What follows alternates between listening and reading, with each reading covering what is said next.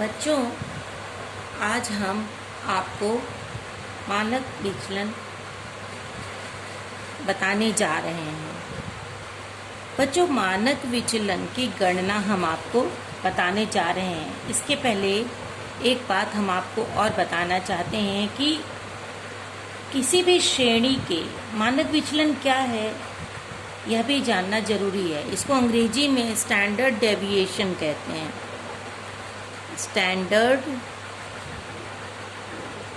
Deviation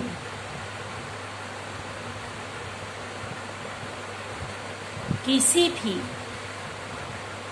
श्रेणी के समस्त माध्य से निकाले गए विचलनों के माध्य का घनात्मक वर्गमूल जो होता है उसको हम मानक विचलन कहते हैं।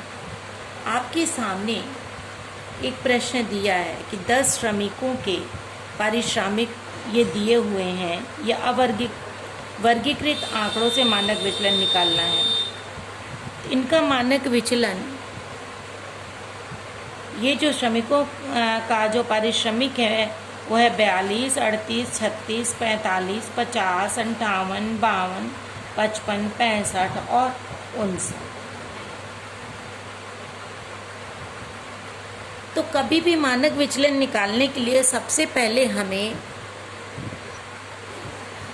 उस संख्या का माध्य निकालना होता है। तो यहाँ पर ये संख्या है 42। इन संख्या को हमने इस तरह से वर्गीकृत कर लिया है: 42, 38, 36, 45, 50, 58, 52, 55, 65 और 59। आप बच्चों जानते हो कि मीन निकालने के लिए जो संख्या होती है वो सबको जोड़ करके हमको उसको भाग देना होता है उसकी कुल संख्या से। तो ये जो सबको हमने जब जोड़ लिया x को, तो संख्या आ गई 500। और ये कुल कितनी है? 1, 2, 3, 4, 5, 6, 7, 8, 9, 10, यानी कि नंबर्स कुल जो हैं 10 हैं। तो 500 को जब 10 से हम डिवाइड करते हैं तो हमारा मीन आ जाता है। आपको पता है mean is equal to sigma x upon n, यानी कि 500/10 है ना, बराबर 50। तो 50 हमारा जो है वो क्या हो गया है? मीन आ गया है।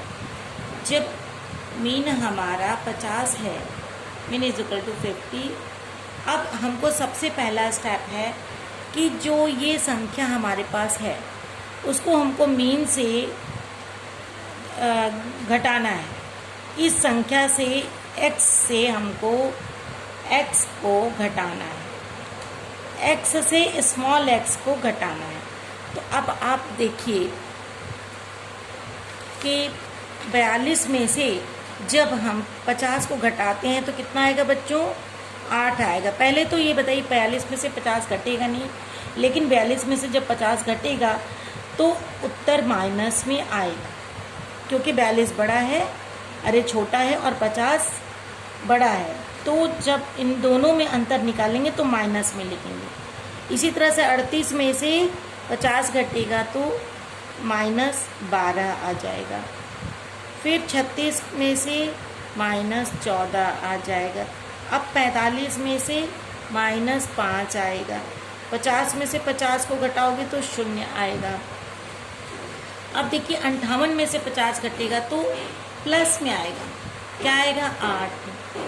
अब फिर 2, फिर 5 और प्लस 15 और प्लस लास्ट में 0, 9। तो ये हो गया आपका x हो गया। अब हमको निकालना है x स्क्वायर। x जब आपको बताया था मैंने बच्चों, स्क्वायर का मतलब होता है कि जो संख्या है उसको उसी से गुणा कर दो। यानी कि 8 को हम 8 से गुणा करेंगे तो क्या हो जाएगा? 64 हो जाएगा। तो जब -8 से -8 को गुणा करेंगे तो माइनस इंटू माइनस गायब हो जाएगा, प्लस में आ जाएगा। तो यहाँ पर हम 64 लिखेंगे, कोई चिन्ह नहीं लगाएंगे। अब 12 इंटू 12 क्या हो जाएगा? 144। 4 हो जाएगा। ये आप लोग निकालना सीख लीजिएगा बच्चों। अब है 14 को 14 से गुणा करेंगे तो 196 आ रहा है। 25 को 5 से गुणा करेंगे तो 25 आएगा। और हमेशा याद रखिएगा कि जीरो को किसी भी चीज़ से गुणा करेंगे, अगर जीरो को 1 लाख से भी गुणा कर देंगे या 90,000 से भी गुणा करेंगे, चाहे किसी भी संख्या से गुणा करेंगे तो उसका उत्तर 0 ही आएगा। ठीक है। 8 का गुणा 8 से करेंगे तो फिर 64 आ रहा है। 2 का 4 आएगा, 5 का 25 आएगा और 15 का 225 आएगा। 9 का 9 9 81 आ जाएगा। तो ये हो गया एक्स स्क्वायर। तो आपको जब हमको निकालना है क्या कहते हैं मानक विचलन, तो मानक विचलन का फॉर्मूला बच्चों है sigma x square upon n का अंडर रूट। ठीक है। सिग्मा का चिन्ह ये है ना। इसका मानक विचलन का चिन्ह, इसको स्टैंडर्ड डेविएशन भी कहते हैं। तो इसको एसडी कह सकते हैं या ये चिन्ह होता है ना। आधा ना कह सकते हो या इस तरह का कोई चिन्ह है, इसको हम sigma x square upon n इसका फॉर्मूला है। तो सबसे पहले हमको एक्स स्क्वायर का सिग्मा निकालना है। सिग्मा का मतलब होता है जोड़। तो सिग्मा एक्स स्क्वायर आपका हो रहा है, इसको जोड़ने पर 828। ठीक। अब हम इसको कैसे निकालेंगे ये हम देखते हैं। देखिए, हमने आपको लिखा है मानक विचलन का फॉर्मूला है बच्चों sigma x square upon n का अंडर रूट। अंडर रूट इसको कहते हैं वर्गमूल। ठीक है ना। अब हम निकालेंगे एक्स स्क्वायर को, हम कहते हैं माध्य से, माध्य यानी कि जो होता है मीन, माध्य से विचलनों के वर्गों का योग। ठीक है ना। और n का मतलब तो आपको पता ही है, n का मतलब है पदों की संख्या। पदों की संख्या हमारी कितनी है? 50 है, नहीं 10 है, सॉरी। तो x square is equal to 828 आया हमारा। ये योग हम लोग 828 आ गया है। और n हमारा मिल गया है, n इज इक्वल टू 10। ये तो 10 है ना बच्चों, कुल हमारे 10 पद हैं, ये हमने 10 यहाँ से ले लिया। अब हमको कैसे निकालना है? अब आप देखिए, सीधे सीधे आ गया 828/10 का अंडर। ठीक है बच्चों, ये क्या है?